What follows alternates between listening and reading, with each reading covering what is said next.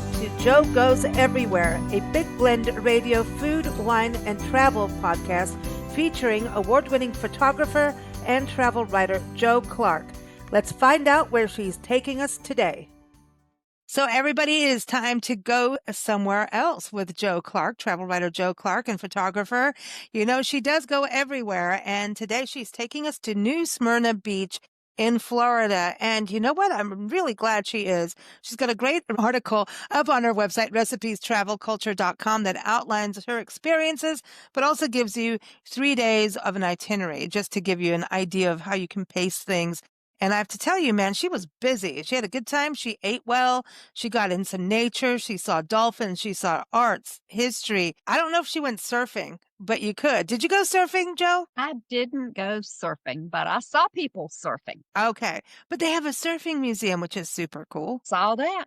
I saw the surfing museum, the old-timey movie posters and old surfboards. It's pretty cool. So this is not far from Orlando for families. Would you say this is a good family destination? It's definitely a good family destination. It's quiet and laid back. It's what Myrtle Beach used to be, like when I was growing up. Just a little more quiet, the old beach shops and, you know, sand in your shoes kind of spot. Ice cream places. Ice cream places, wandering in and out, and there's people with tie-dye jewelry shops, little pop-up shops, or instead of a food truck, there's the little Cuban place that we found is out behind a cigar store.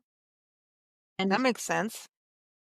It did to me. It was an empty building, I guess. They had, I don't know what it was for originally, if it had been a little shop at one time, but you have to be paying attention. Sometimes there's a sign that says Cuban food or Latin food and a finger pointing down an alley, and you just wander on back there, and there it is. It had been open a year when we were there. It opened July 4th week a year ago, and so it was pretty cool. It was their anniversary. And it's really, really good food. So and they had a creme brulee, not creme brulee, but creme brulee bread pudding. I knew I'd get it out. Got some flavor. I needed to hear my two favorite things. No macarons, because I know you and the macarons and wine. So this is a different. I didn't find macarons anywhere. Well, yes, I did. I lied. I did find macarons at the French bakery, of course. Well, there you go. That makes sense. Wow. So which side? So Orlando, is this on the east or west side of Florida? This is on the Atlantic. So this is on the east. Lovely. This is on the east edge of Florida. That's why the sand the sand looks beautiful there. I've seen the signs and never been there. So that's why I was like reading your article going, oh, I had no idea we need to stop. And then, you know, there's surfing. Okay, I love watching surfing, but that means I get a little surf, right? But dolphin cruise, going on a dolphin, seeing dolphins, isn't that always? That never gets old. It never does. And they have a different variety of dolphin there. I'm trying to remember now what they called them. I don't know. It's similar to the Atlantic bottlenose dolphin, but they have a different variety there that are only there out in the lagoon. And so that's pretty cool. We did see those, and I couldn't tell any difference. They look like bottlenose to me. We did see a manatee, which was unusual. They're not usually hanging out around the area there, around the restaurants at the docks. Yeah. But there was one that was sort of hanging around. They'd seen it for 2 or 3 days, so they kind of knew where to look, and sure enough, it was still there. Cool. So nature. So nature is a thing. It's a nature. The mangrove swamps, they have the red and the black mangroves. And the neat thing about them, and we saw them up close, you know, of course, while we were on the cruise, on the dolphin cruise, they talked about the lagoons and what grew there. And we tasted a couple of plants that are known for their saltiness and crunchiness. And that was something that I knew about from previous trips to Florida. Yeah. But he also talked about the mangroves when they bloom. Of course, you know, around here we have Tupelo honey,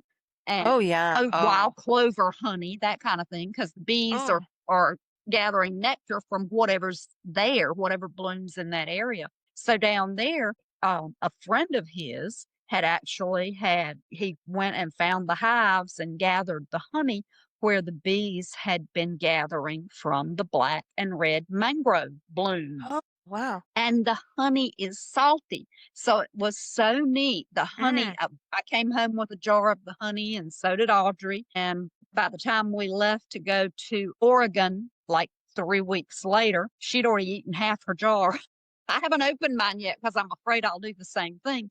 But while we were on the dolphin cruise, he came around with little ice cream spoons and dipped us into his friend's Yeah. honey and let each of us taste. And they do sell that in the gift shop at the Marine Oh. Center, the Discovery Center. But they also, his friend has a farm and he has a little farm stand and he sells it straight out Huh. of his farm stand. So, of course, we went hunting the farm stand and got our honey there. Very cool. So I love that whole local. That's really local. And that just proves, I mean, we all talk about how the benefits of local honey, but this Mhm. really shows how honey has How different, different it can be. just like wine. I know you just went to Willamette. I know everyone stay tuned for next month. We're going to be hearing about your wine adventures in Willamette. I'm like, how are you going to do that in one episode? I can't. I won't. Okay. I think To be continued will be the oh last line of that podcast. boy, oh boy, she had a good time. I was following you on Instagram and Facebook going, oh boy, Joe's Oh, having my. a jolly good time. I think we'll just do a podcast called Joe Has a Jolly Good Time in Willamette, you know. But There you go. but Florida, I mean, I love hearing about, it's kind of like a beach town that gives you that real charm of the coastal towns. It's like there's a charm to it and a little we need to relax and not, so many coastal communities tend to start getting a little pretentious. Do you know what I mean? Like They get too big and they go overboard. And I mean, and I've loses seen it that happen flip here. I've flop. seen it happen in Myrtle Beach. Listen, we all want to be a parrot head and, Margaritaville. We want that flip flop Yep, experience. we want to be out, co- butt in the sand, Yeah. beer in your hand, or Yeah. wine. And then we want to have a cheeseburger in paradise. There you go. Yeah. So going there, so beautiful beach. You stayed in a condo, right? So that's that, right? So Yeah. you could see condo. Is that the picture? You could see forever. Whoa. Yeah, you're sitting in front of the picture Because I of want to be on that deck. that balcony. It was a wraparound. So this is the back Oh. facing the ocean that you're seeing the two big blue chairs on. And it wrapped around the other side, also off the den, has the same ocean view. Then on the front side of the condo, because the condo went all the way through, my bedroom had a wraparound deck facing the street and the downtown areas. And that then at night gave me the sunset view. We had sunrise over the ocean, sunset over the town. And then at night, you had the twinkling lights of the town, few and far between because it is a small area. But that's nice. Beautiful. It was beautiful. I was so spoiled. I said, I don't want to leave. And I sure don't Oh. want to stay anywhere else. This is Top awesome floor to hear. Yeah, because you live in Surfside. You live in South Carolinas. You go, yoga on the beach. I mean, you are a beach girl. So you go I into am. another beach destination and you fall in love with that. So that Yep. says a lot, right? It does. And it's kind of cool too that when I was a child growing up, I had an uncle, my daddy's brother, lived in New Smyrna Beach. And I can remember going by his house and visiting him when we were in Daytona, which is very close to Mhm. New Smyrna Beach. And so we would go and spend a week in Daytona, but we'd go over to New Smyrna to see my Uncle General. Well, this is cool. So now, all chilled out. Are the restaurants, a little relaxed too? Can you come in from the beach? They are. One place that we ate is Flagler Avenue is one of the main streets, the old street in town, because there's another one. Joe's got an incredible article. So, like names and everything, check out the article. She's got a full guide. I'm not kidding you. Every restaurant name, where to stay, where to play, all the museums, an itinerary list. So, just go check it out. And the link is in the episodes, or you go to recipetravelculture.com. I got that right. That's stuck in my head forever. So, Hard to forget that one, isn't it? I know, but I just, yeah. So, yeah, the food though. But Yeah. yeah, the meals, goodness, they were wonderful. But this one, the Flagler Avenue is the main street, the old street that goes Okay. right down into the ocean. And on that street, there is a Flagler Tavern. And they have I like the music word and tavern. downstairs. Then you can go upstairs, and it's sort of like a speakeasy and bar with some tables. So you can eat upstairs, you can eat out on the porch, or you can eat at the bar. And the bartender, Allie, was so charming and so friendly that we sat at the bar and had a drink, and then we didn't want to leave and go sit at a table. We wanted to stay at the bar. So we ate our meal sitting at the bar, talking to her and the guys sitting at the bar. Some of the locals had come in. They came in one guy sounded like he came in about every night. So You found your cheers. I did. I found my cheers, and it's the Bounty. Oh, Like that's cool. Mutiny on the Bounty. I know. So That's where I went. I was like, oh boy. that's where your mind Like, went. what went down? Yeah, what went down?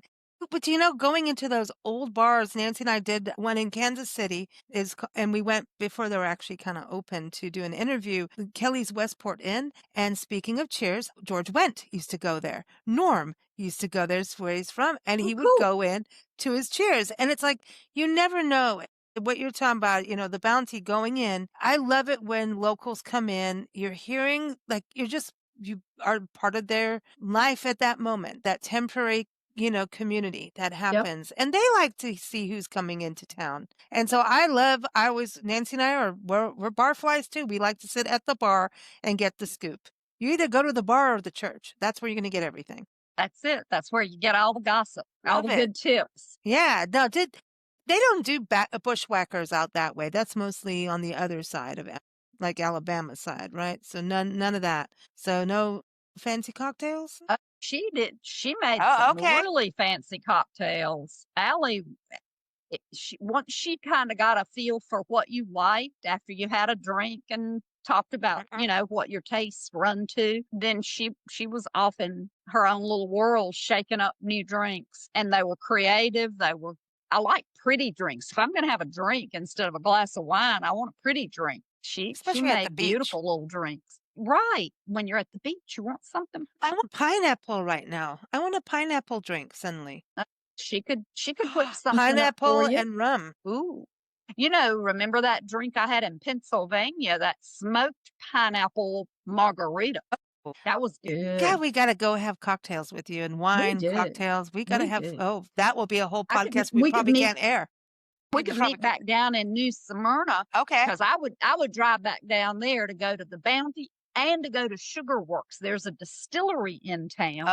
And they make, of course, their own distilled spirits, and then they use those to make their mixed drinks. And so you can't beat that. Sugar Works is cool too because it's a female veteran who owns Sugar Works Distillery. So I have to talk about her on another show, won't I? Yeah, I always love to hear that, because it's kind of always been a male dominated industry, and just like wine, but women have always had their hand in wine. They just weren't, at the forefront for people to know about, so this is really cool to hear about that. And also being a veteran and going off and chasing her dream, right? It sounds like. Yep. Okay. So now food, what's food like? The other sustenance. Well, of course, seafood. And coming up next month from the 1st to the 31st of October is what they have called coastal cuisine, or I don't know, still something seafood. I should know that. I should look and see what that's actually called. But they have special meals. A lot of the restaurants for Coastal Catch. There it is, Coastal Catch Restaurant Month. And they have local restaurants and chefs participate, and they come up with special dishes and they come up with special menus and special prices. So if you go in, there will be a separate little menu for the coastal catch, and that will bring together price fixed menus in some places and small bites in other places. That's pretty cool. And speaking of bites, while we were there, it was Shark Bite Week. It was Shark Week. So everywhere we went had shark bites. So it might be a little appetizers or it might be a drink. I had one place that the Riverview had a special drink called the Shark Attack. Riverview, I'm sorry. I keep calling it Riverview because it made sense. It's on the river. It's the River Deck, the River Deck nice. Tiki Okay. Bar. So they come over with all this stuff in their hand ready to pour, and you have to scream "Shark Attack!" and then they pour your drink. See, that's it. I miss stuff like that. That's fun. We need to have fun. We need to go to the beach, the river. We need to have a shark attack. We do. The Shark Attack was pretty good too. Well, that's important. So seafood is big. So that's a good thing for everyone for October. Get ready for the coastal catch and enjoy. Yeah, that sounds good. And then museum. That's the other thing. You had art. You had museums. I mean, this was like the full thing. Oh, the gardens. That's at an old sugarcane plantation. So that was maybe a 10 or 15-minute drive to Port Orange, but it's not far and it's worth the drive.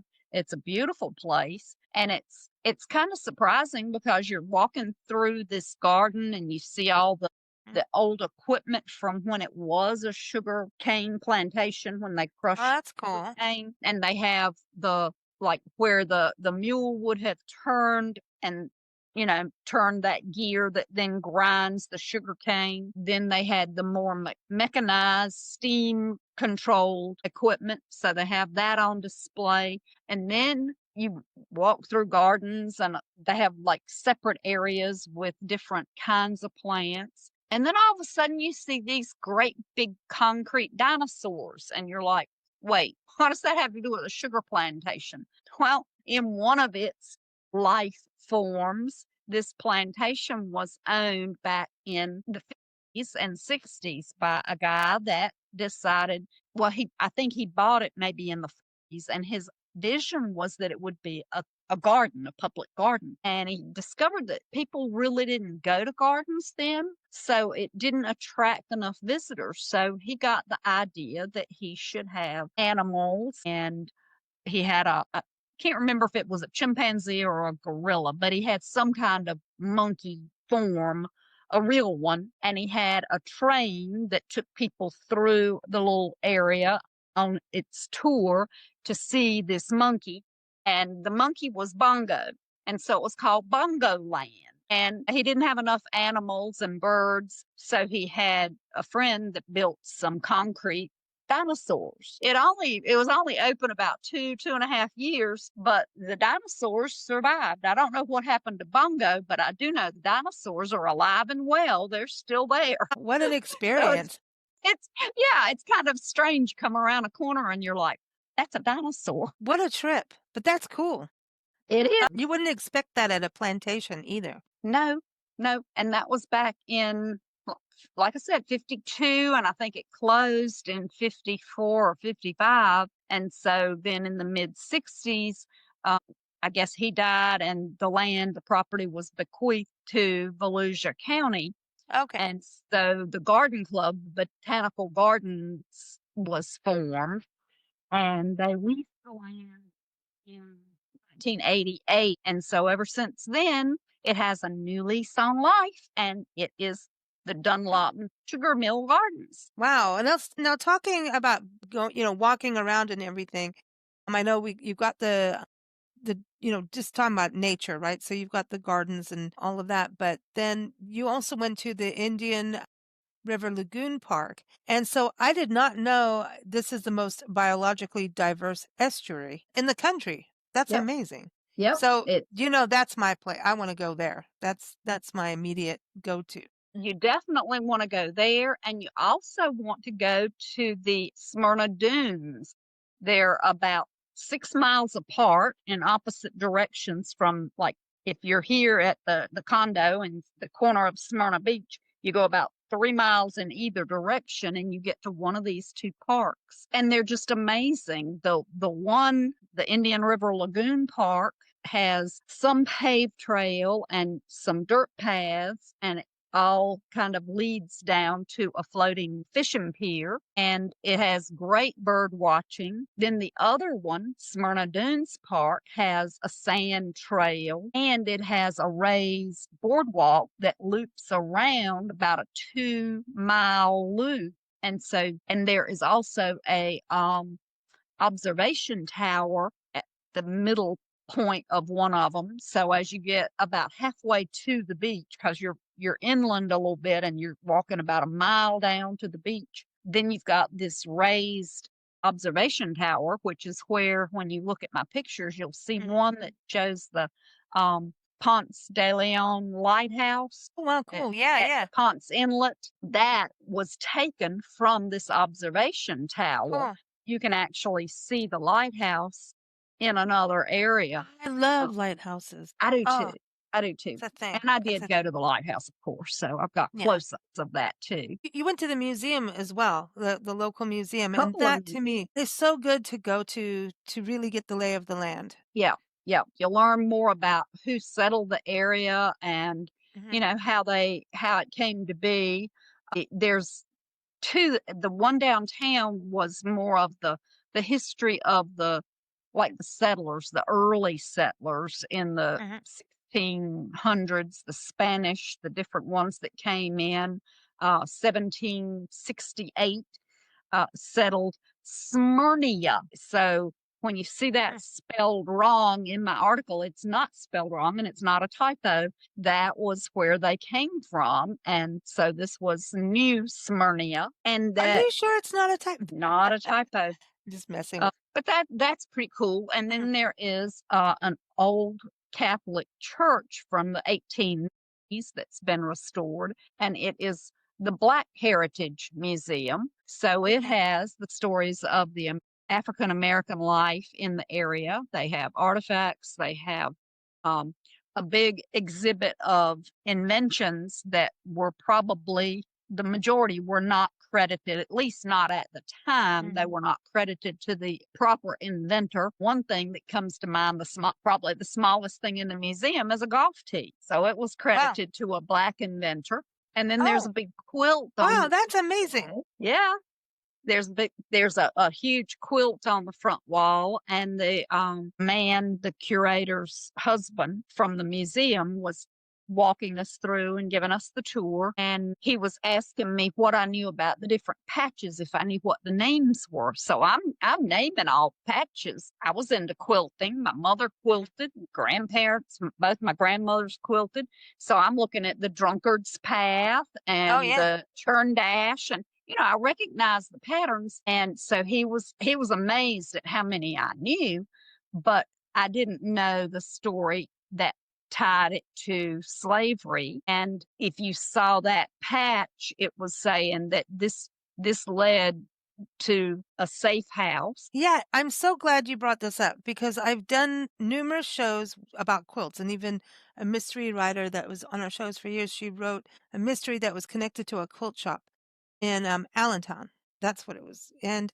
we got into the history of quilts, and we just had Noah Howard on our Food Wine IFTWA show, the International Food Wine Travel Writers Show, where we first met you. And he's from Cayuga, New York, which I know you went up there. And we were talking about Harriet Tubman and the Underground Railroad. And I'm like, I want to go. And I've never heard anyone actually say, yes, this is true that the quilts were used for the Underground Railroad. And so this is the first time I've ever heard that, yes, there's some actual history and evidence, and this is what this patch meant. So that is because we were talking about that because of her, Harriet Tubman, Right. did you get to go to Auburn when you were up there? Didn't Well, now you might have to go back. do. There's several things I need to go back and do.